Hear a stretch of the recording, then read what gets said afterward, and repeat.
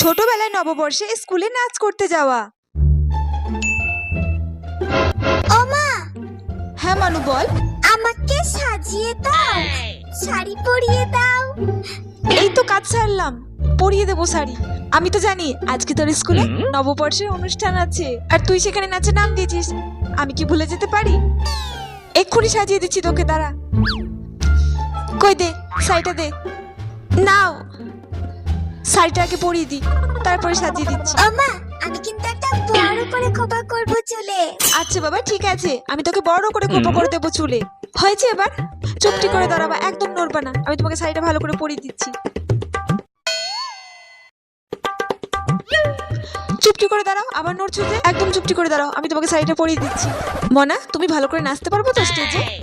আমি তোমাকে যে যে স্টেপগুলো শিখিয়ে দিচ্ছি তুমি কিন্তু সেই মতো নাচবা। আমি খুব সুন্দর করে নাচবো। এই তো খুব